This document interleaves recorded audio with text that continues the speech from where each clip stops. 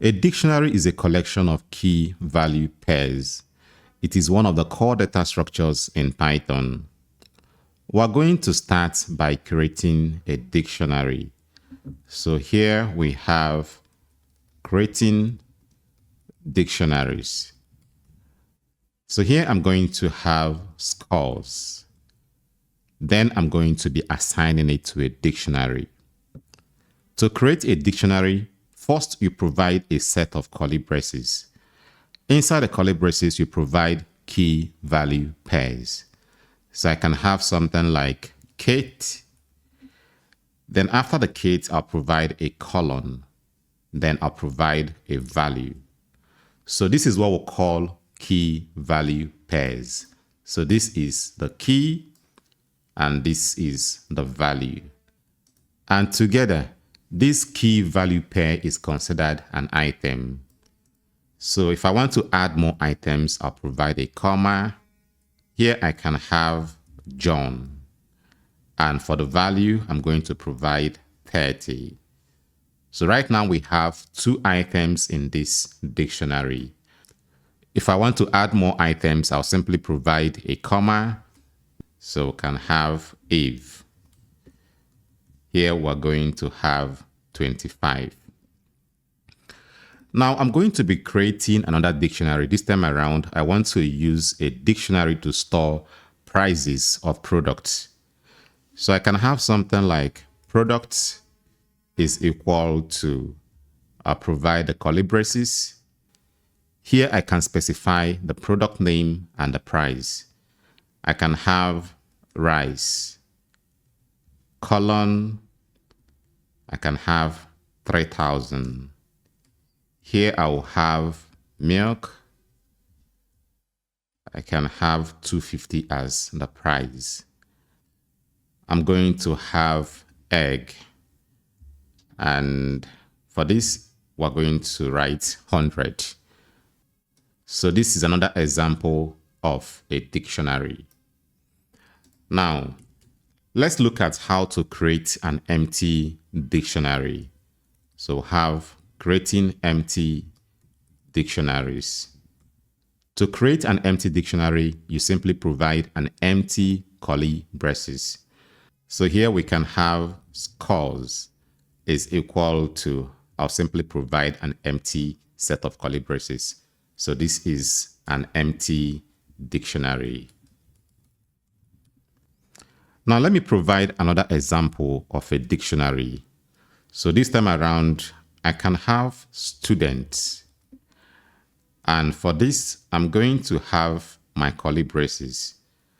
Here I'm going to provide the student name. So can have Kate. Then I'm going to provide the subject and I'm going to be making use of the list. So can have a square bracket. Here I'll provide the subject. So can have English or can have maths or can have physics. So this is the key while this is the value. I can provide another item or another set of key value pairs. So here we can have John. And for the subject, I'm going to have a square bracket. Here I can have maths. I can have agriculture. I can have government.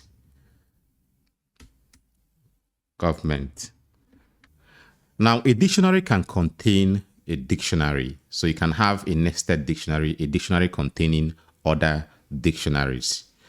So can as well have something like biodata. And here I'm going to have Steve. Here I'm going to have another dictionary. And for this dictionary, I'm going to have key value pairs. So I can have something like age 20. Then I'll put a comma. Here I'll have gender. Then I'll have male. So I can bring this down to make it easier to read. Now, to provide another item in the dictionary, I'm going to have a comma here. Here I can have if. For the value, I'm going to have a dictionary.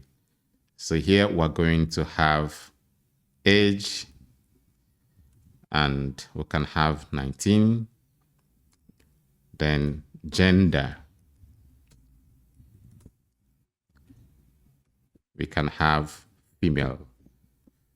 So this is a dictionary containing other dictionaries.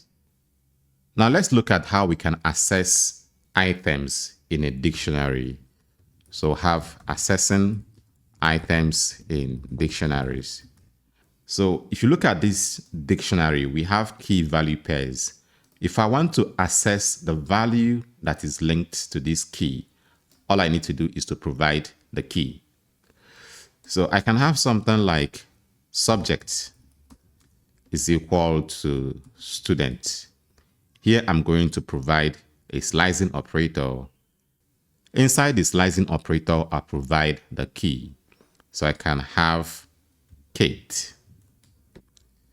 Then I'll print out the subject. Now, if I run this program, you can see the subject.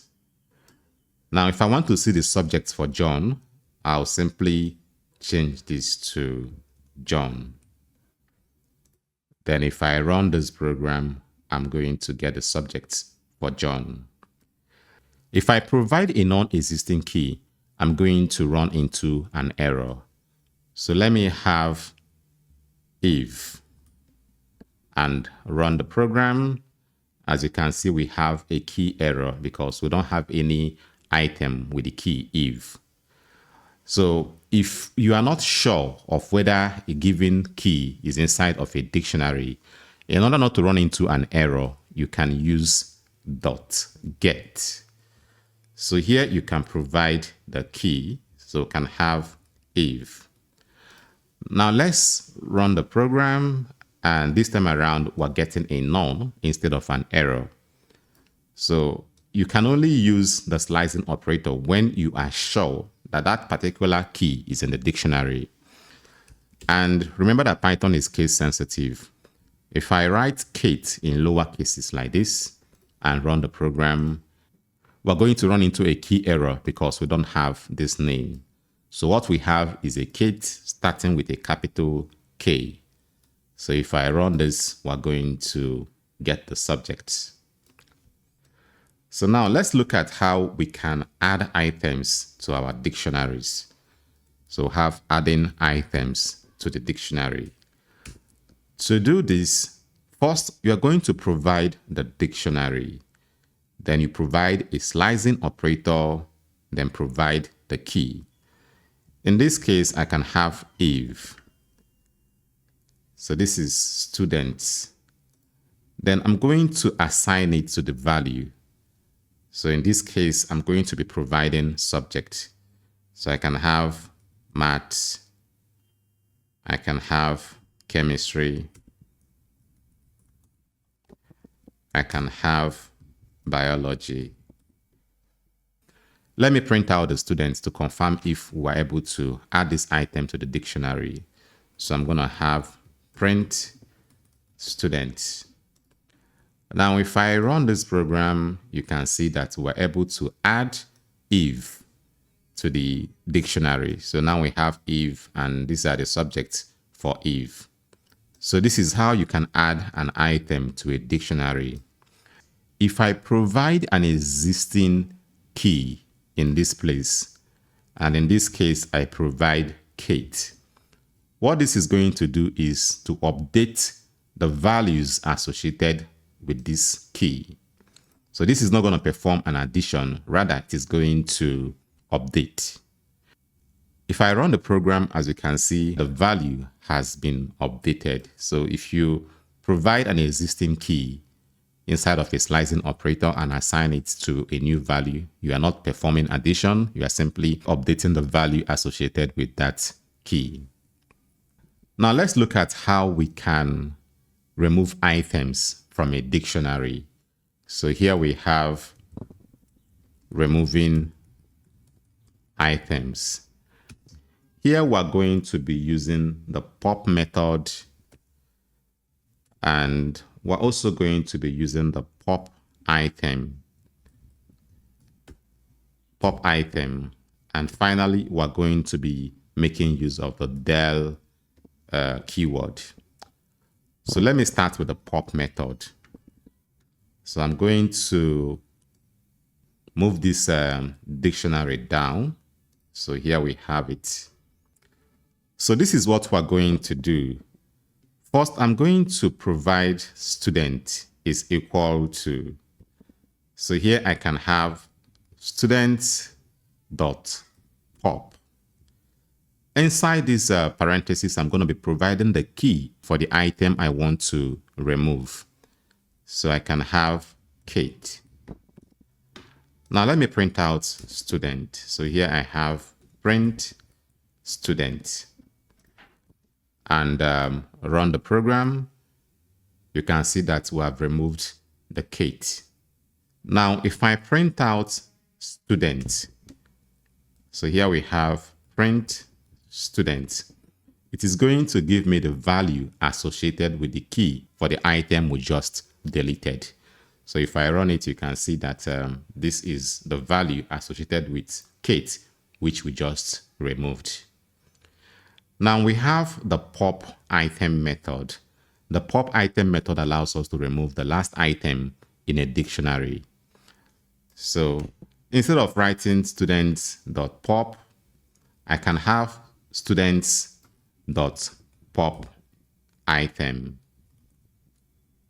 Now let me print out students. So here we have print students. If I run the program, you can see that what we have remaining in our dictionary is Kate. If I want to see what we just removed, I can have print student. Then if I run this program, you can see this is the item we just removed. So the pop item method allows us to remove the last item in a dictionary. Now let's look at the del keyword. So here I'm going to have del, then I'm going to be specifying the item I want to delete. So here I'm going to have student. Then I'll provide a slicing operator. Here I'm going to provide the key so I can have Kate. Now let me print out the student. So here we have print student.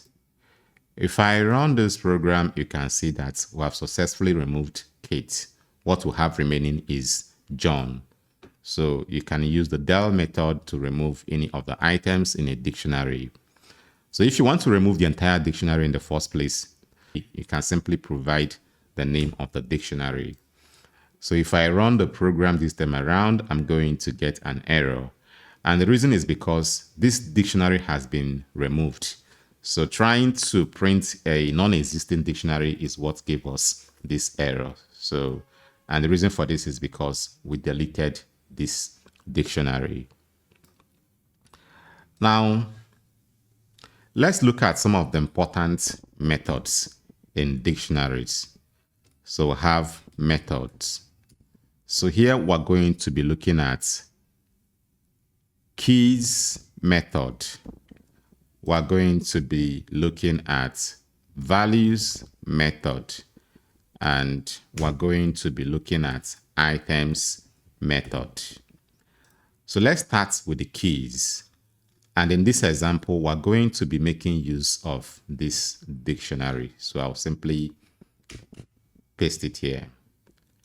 Now, if I want to fetch all the keys in this dictionary, I'm going to be using .keys.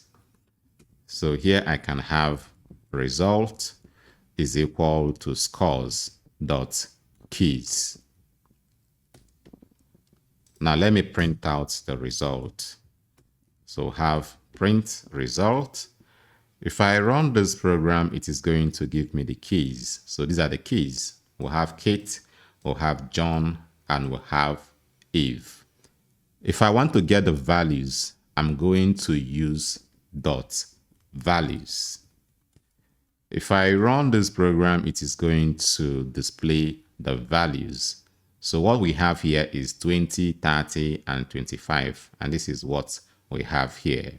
So if you want to fetch the values, you use dot values. Now we have items method. So have dot items. If I run this program, it is going to give me a list containing tuples of the key value pairs. So if you look at this, we have a tuple of Kate and 20. So Kate is the key, 20 is the value. So if you want to fetch the items in form of a tuple, you use the items. Now let's look at how we can iterate or perform a loop on a dictionary. So here we have looping a dictionary. So we can use either the for loop or the while loop to perform iterations on dictionaries, but I'm going to be making use of the for loop. To look through a dictionary, I can have something like for score in scores, print score. If I run this program, it is going to be displaying the keys. Now, if you want to display the values, instead of looping through the scores, you can have scores dot values. Of course, the values method allows us to fetch the values in a dictionary. So if I run this program, it is going to give me the values.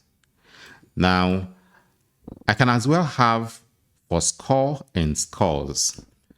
If I'm interested in the values, instead of printing out the score, I can have something like result is equal to scores. Here I'm going to have a slicing operator and provide score. Now let me print out the result. If I run this program, it is going to give me the values. I can as well want to display a tuple containing the key value pairs. So here I can have for score in scores dot items. So here I can have print score. If I run this program, it will give me a tuple of the key value pairs. So this is how you perform loops on dictionaries. Now let's look at dictionary comprehension. So here we have dictionary comprehension. And just like the list comprehension, dictionary comprehension allows us to create a dictionary on the fly. So let's say I want to create a dictionary containing values and their squares. I can have something like squares. First, I'm going to provide a curly braces. In the case of list comprehension, you use the square bracket, but since we are dealing with dictionaries, we're going to be using curly braces. So here I can have num. I'll provide a colon and I'll have num raised to power 2. Here I can have 4. Num in range 1 to 6. So it is very similar to list comprehension. So now let me print out the squares. If I run this program, you can see we have a dictionary containing values and their squares. So if you look at this dictionary comprehension, this first num represents the key. Then this num raised to power 2 represents the value. This colon is to indicate that this is the key and this is the value. For num in range 1 to 6 allows us to generate numbers 1 to 5. A set is a unique collection of values or data. We're going to start by creating a set. So here we have creating sets. To create a set, you enclose values inside of a curly braces. So we can have something like norms is equal to, I'll provide curly braces. Inside the curly braces, we'll provide the values separated by commas. So we can have 1, 2, 3, and 4. We can also have something like colors is equal to, here we're going to provide red. We can have white. We can have blue. So this is how we create sets. And like I said before, a set is a unique collection of values. Now, if I decide to provide duplicate values inside of those sets, like I can include 1 again, then provide 2. Now let me print out the norms. So here we can have print norms. If I run this program, you can see that the duplicates have been removed. So when you want to create a unique collection or sequence of values, you use the sets. Now let's look at how we can create an empty set. So here we have empty set. To create an empty set, you may be tempted to think that you can do this by providing an empty curly braces. Something like norms is equal to an empty curly braces. This is not actually a set. Rather, this is a dictionary. We can easily verify this using the type function. So I can have print type norms. If I run this program, you can see we have class dict, meaning dictionary. So if you want to create an empty set, use the set function. So we can have something like norms is equal to set. Then you provide a parenthesis. So this is how you create an empty set. And if I run this program, you can see we have class set. So if you want to create an empty set, you use the set function. Now let's look at how we can add or remove elements from a set. So here we have adding or removing elements. So let's start with adding elements in a set. And so we have adding element. And for this, we're going to be using the add method. So we'll have the add method. So I'll start by defining a set. So I can have norms is equal to, I can have 1, 2, and 3. Now I want to add another value or another element to this set. To do this, I'm going to have norms dot add. Then I'll provide the value. So I can provide 4. Now let me print out norms before the addition. So here I can have print norms. Then after adding a new value, I'm also going to be printing out norms. So here we can have print norms. Now if I run this program, this is our original set. Then after adding an element to the set, this is the resulting set. So we use the add method to add elements to a set. Now let me add 4 again into the set. So I can have norms.add. Here I'm also going to be providing 4. Now let me print out the norms. So here we have print norms. If I run this program, we'll still have the same set. And the reason for this is because set only allows unique values. We're trying to add an already existing element into the set. And because sets only support unique items, the addition would not happen. Now let's look at how we can remove elements from a set. So have removing elements. And for this, we're going to be using the remove method. We're also going to be using the discard method. And finally, we're going to be using the pop method. So now I'm going to have nums is equal to, here I'm going to have 1, 2, 3, and 4. And we're going to be using the remove method to remove an element. To do this, I'm going to have nums dot remove. Then inside the parentheses, I'm going to be providing the value or the element I want to remove. So let me have 2. Now let me print out the nums. So have print nums.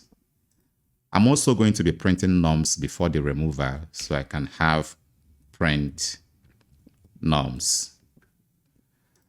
Now, if I run this program, this is our original set. Then after removing an element, this is the resulting set. So the remove method allows us to specify the element we want to remove in a set. Apart from using the remove method, we can also use the discard method. So instead of using dot remove, we're going to have dot discard. And here I'm going to be providing the element I want to remove. So I can have 3. If I run the program, you can see that we have successfully removed 3. Now let's look at the pop method. So here I'm going to have value is equal to nums dot pop. When you use the pop method, you are going to be returning that value that you want to remove, and at the same time removing the value from the set. But instead of removing the last element, it is going to remove the first element. Now let me print out the value. So here we have print value. If I run this program, you can see that the value we're trying to remove is 1. Now let me print out the set. So here we have print nums. If I run the program, you can see that 1 has been removed from the set, and our new set has 2, 3, and 4. So to remove elements from a set, you use the remove method, you use the discard method, and the pop method. Now let's look at some of the basic operations we can perform on a set. So here we have operations on sets. And for this, we'll have the union operation. We'll have the intersection. We'll have the difference. And we'll have the symmetric difference. So let's start with the union operation. So here we have union. When we're talking about union, we're talking about combining two sets together to form a bigger set. So here I can have S1 to be equal to, I'm going to have 1, 2, and 3. Now I'm going to have another set, and I'll call it S2. And this I'm going to assign to 4, 5, and 6.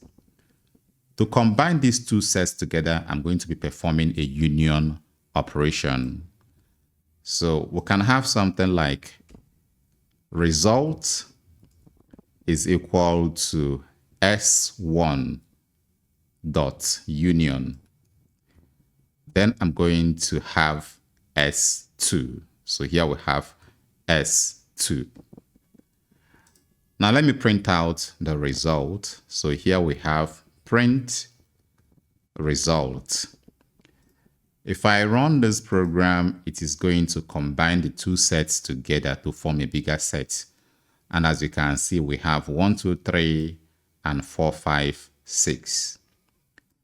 Then apart from using the union method, You can also have S1. I'll provide the pipe symbol, then the S2. So this is also going to perform a union operation. So if I run this program, you can see that this operation combined the two sets together. So this is a union operation. Now let's look at the intersection. So here we have intersection. Intersection simply means determining the similarity between two or more sets. If you want to determine the element that they share in common, you perform an intersection operation. Looking at these two sets, they don't have any element or values that they share in common. So here I'm going to be introducing 4.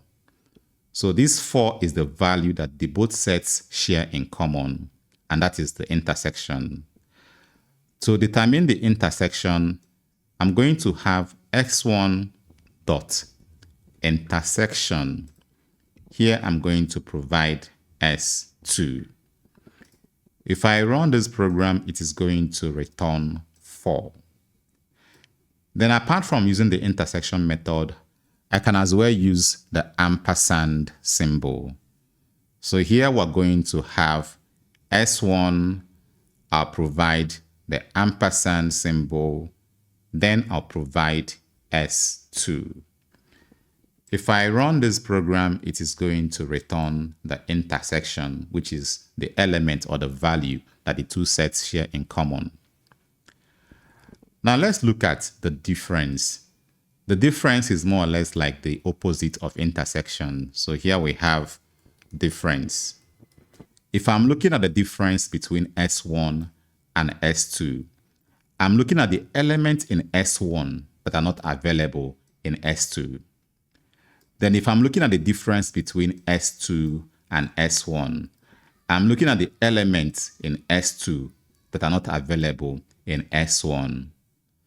So here I'm going to have S1 dot difference. Here I'm going to be providing S2. If I run this program, I'm going to have 1, 2, and 3. So these are the elements in S1 that are not in S2. Now, if I want to see the difference between S2 and S1, I'm going to change this to S2, and I'm going to change this to S1. If I run this program, we're going to have 5 and 6. So 5 and 6 are the values in S2 not available in S1. Then apart from using the difference method, I can as well use the minus operator. So here I'm going to have S2 minus S1.